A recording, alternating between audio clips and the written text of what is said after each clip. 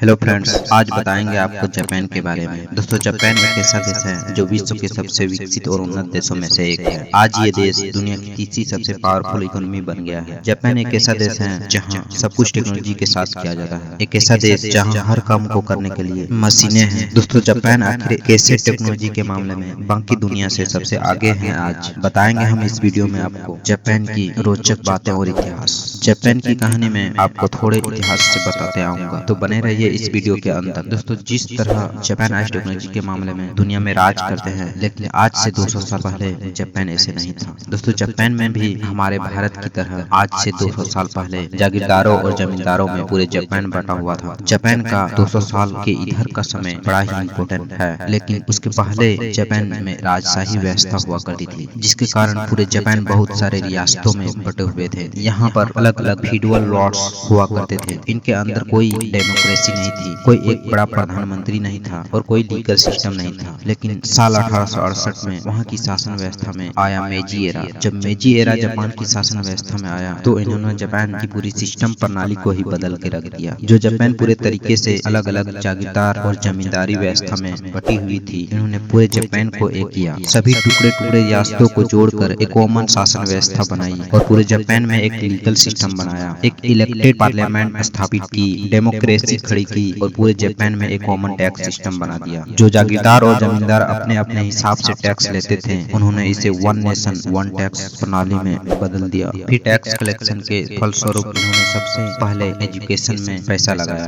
फिर सड़कें, यातायात और इंफ्रास्ट्रक्चर मजबूत किए, मैन्युफैक्चरिंग लाने शुरू किए और एक कॉमन आर्मी तैयार की। अपने लीगल सिस्टम को इतने मजबूत किए कि दुनिया भर के लोग इनके साथ बिजनेस करने को तैयार हो गया। सबसे ज्यादा उन्होंने अपनी एजुकेशन प्रणाली में सुधार किया। इन्होंने अपने देश के बच्चे बच्चे को सिखा दिया कि हमें देश के लिए काम करना है। और 1905 आते आते इन्होंने अपने आप को बहुत मजबूत कर लिया। 1905 में ही उस समय दुनिया के सबसे पावरफुल देश रशिया को जाके हरा दिया, जिससे कॉलोनियल एम्बिनेशन बड़े हो गए और ये अपने छोटे से देश से निकलकर पूरी दुनिया को जीतने निकल गया, जाकर वर्ल्ड वार 1 में लड़ने लगे। वर्ल्ड वार 1 में कुछ तकलीफें हुई इनको, लेकिन फिर से अपने आप को खड़ा किया और वर्ल्ड वार 2 में लड़ने लगे। वर्ल्ड वार 2 में जापान ने अमेरिका के एक जगह पर्ल हार्बर पर अटैक कर दिया, जिसके कारण जापान को बाद में बहुत ही बड़ा नुकसान झेलना पड़ा। अमेरिका ने काउंटर अटैक किया और वर्ल्ड वार 2 में 6 अगस्त 1945 को हिरोशिमा में जाकर पहला न्यूक्लियर हमला किया, क्योंकि उस समय अमेरिका पूरी दुनिया में अपने वर्चस्व कायम करना चाह रही थी और यही मौका मिला वर्ल्ड वार 2 में। उस समय अमेरिका एकमात्र न्यूक्लियर संपन्न देश था और ठीक 3 दिन बाद नागासाकी में दूसरा न्यूक्लियर हमला कर दिया। न्यूक्लियर अटैक के कारण एक्चुअली वहां से जापान का बहुत बुरी हालत हुआ, जिसके कारण जापान को पूरी तरह से अमेरिका के सामने झुकना पड़ा। जापान ने बोला अमेरिका से, भाई अनकंडीशनल सरेंडर है, अब आप हमसे जो चाहे करवा सकते हैं। अमेरिका वापस आया जापान के पास और जापान से साइन करवाया। अमेरिका बोला अब आप अपनी खुद की आर्मी बिल्ड नहीं करोगे, जब भी तुम्हें आर्मी की जरूरत होगी मैं दूंगा, जब भी किसी इंटरनेशनल झगड़ा होगा मैं पूरी तरह से आपको सुरक्षा दूंगा। जापान बोला ठीक है जी। उसके बाद एक्चुअल में जापान सरकार की वहां से दिमाग खुली। जापान ने बोला कमाल है भाई, अब जापान को अपनी आर्मी बिल्ड नहीं करनी थी, मिलिट्री पे जो पैसा लग रहा था वो अब लगेगा नहीं। तो जापान ने वहां से एक स्ट्रेटजी तैयार की, एडवर्सिटी को अपॉर्चुनिटी में बदला। जापान सरकार बोला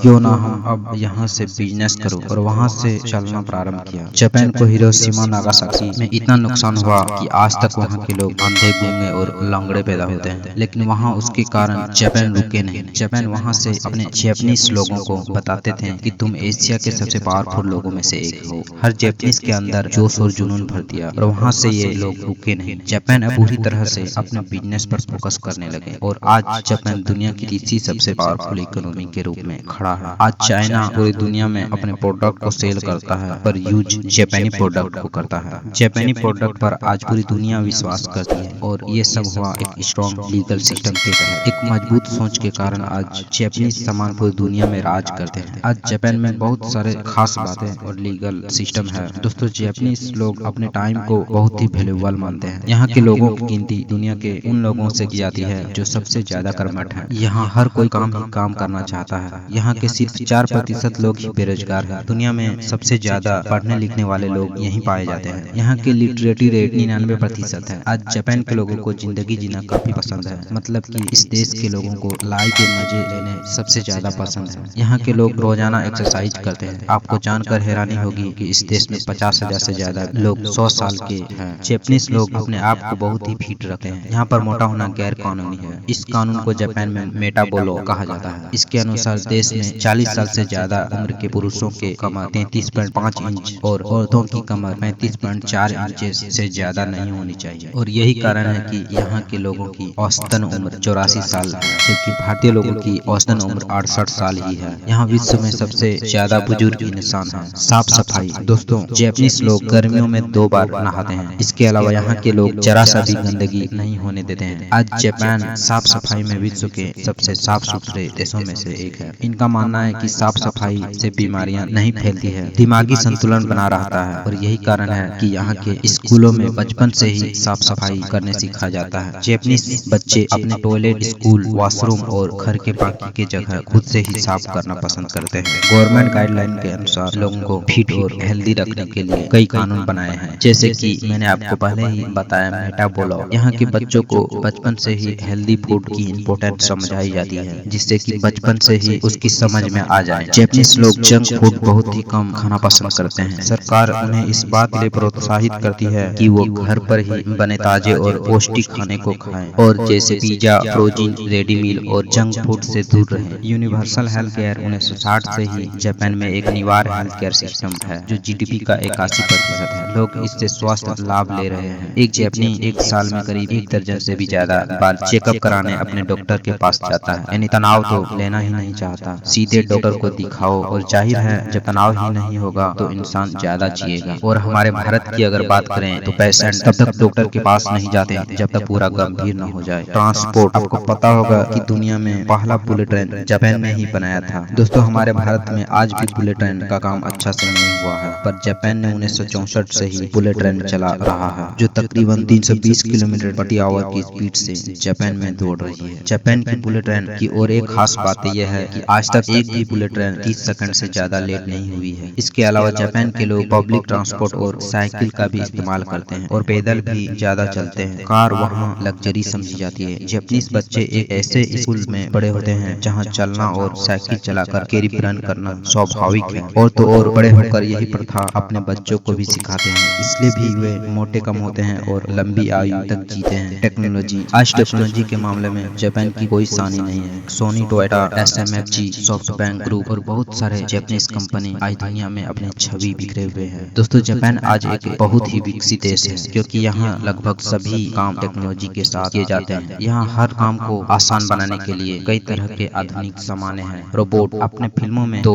रोबोट जरूर देखे होंगे, लेकिन जापान में लगभग हर बड़े होटल में रोबोट आपको देखने को मिल जाएंगे, जो धीरे धीरे जापान में इंसानों की जगह काम कर रहे हैं। ट्रैफिक व्यवस्था की क्या हाल है हमारे भारत में आज आप तो जानते ही होंगे। भारत में 100 में से कितने लोग ट्रैफिक रूल को फॉलो करते हैं, आप कमेंट करके जरूर बताएं। पर मैं जापान की ट्रैफिक व्यवस्था के बारे में बता दूं। दोस्तों, जापान में ओवर स्पीड गाड़ी चलाना किसी आम इंसान को कत्ल करने के बराबर माना जाता है। अगर कोई इंसान जापान में ओवर स्पीड गाड़ी चलाता है तो सीधे उसे गोली मार देता है वहाँ की ट्रैफिक पुलिस। वहाँ की जनता गलती से भी रेड लाइट क्रॉस नहीं करती है, चाहे ट्रैफिक पुलिस रहो या न रहो, चाहे रात के 2 बज क्यों न रहे हो। वहाँ के लोग ट्रैफिक रूल्स को नमस्ते करते हैं भाई। जापान की राजधानी टोक्यो है और साथ ही टोक्यो दुनिया का सबसे बड़ा शहर है। और इसके अलावा भी जापान के कुछ बड़े मेट्रोपोलिस हैं। बात करें अगर जापान की आबादी के बारे में, तो जापान की आबादी आज 12.6 करोड़ है, जो आबादी के लिहाज से दुनिया का 10वां सबसे बड़ा देश है जापान। जापान की संस्कृति और सभ्यता, जापान में चलते हुए खाना बहुत ही अशुभ माना जाता है। सार्वजनिक स्थानों पर जोर जोर से बोलना या किसी चीज को सुनना जापानीज सबसे बड़ा पाप मानते हैं। इतना ही नहीं, यहाँ 2 लोगों को हाथ पकड़कर साथ चलना भी अच्छा नहीं माना जाता है। जापान की टेक्नोलॉजी जिस रफ्तार से आगे बढ़ रही है, उसी रफ्तार से यहाँ की फिल्म इंडस्ट्री भी आगे बढ़ रही है। दुनिया के कम से कम 60% एनिमेटेड शो तो जापान में ही बनते हैं। दोस्तों, जापान टेक्निक के मामले में दुनिया का सबसे बेहतरीन देश है। उम्मीद करता हूँ कि हमारे ये वीडियो आपको पसंद आया होगा। दोस्तों, हमें नीचे कमेंट करके बताएं कि आपको वीडियो में जापान की कौन सी बातें सबसे अच्छी लगी। वीडियो अंत तक देखने के लिए आपको दिल से शुक्रिया।